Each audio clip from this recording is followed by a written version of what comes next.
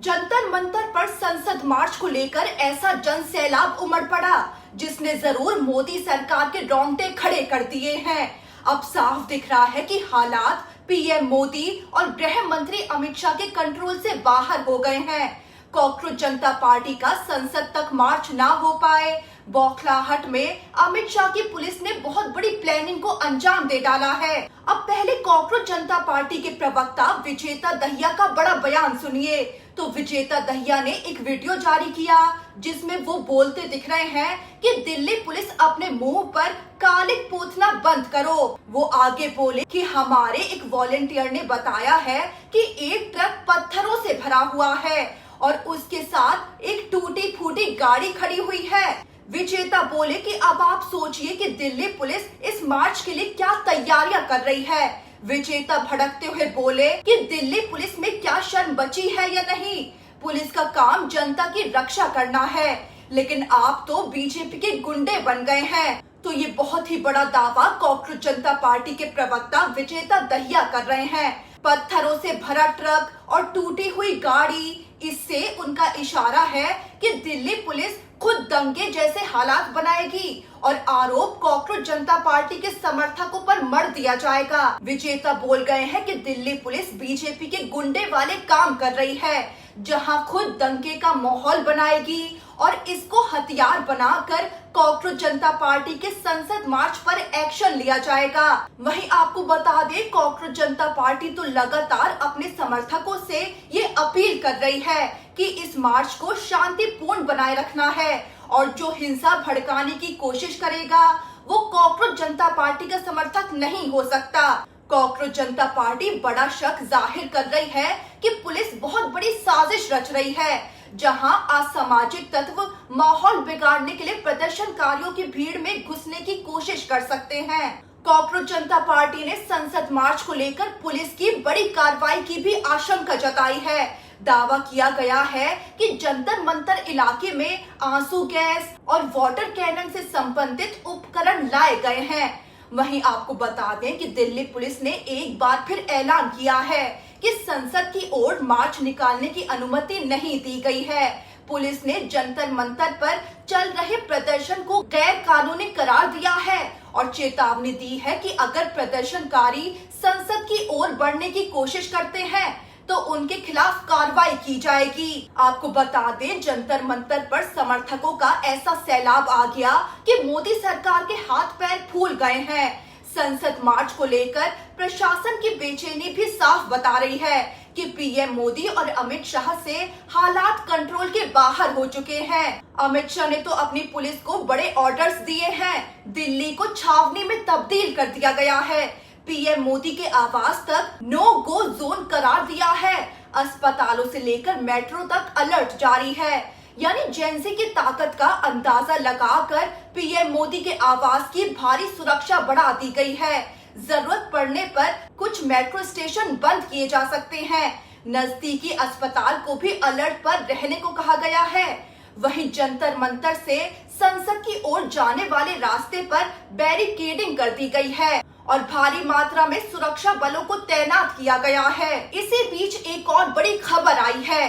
अस्पताल में मौजूद या ये कहें कि जबरन अस्पताल में कैद सोनम वांगचुक ने 3 बड़ी शर्तें रखते हुए बड़ा संदेश जारी किया है। सोनम वांगचुक को जबरदस्ती उठाकर अस्पताल तो ले जाया गया, लेकिन सोनम वांगचुक ने भूख हड़ताल नहीं तोड़ी।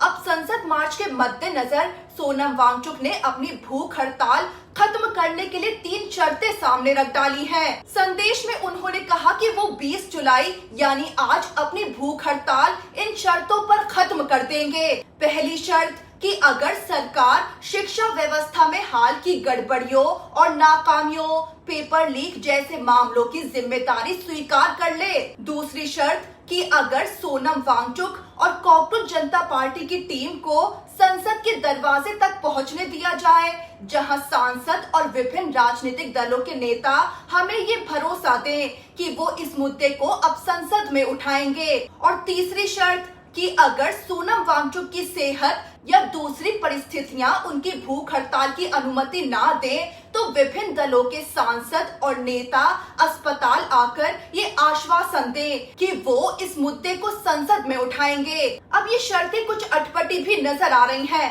सोनम वांगचुक तो डटे हुए थे कि जब तक सरकार जवाबदेही नहीं देती है, शिक्षा मंत्री धर्मेंद्र प्रधान इस्तीफा नहीं देते हैं, तब तक वो भूख हड़ताल तोड़ने नहीं वाले।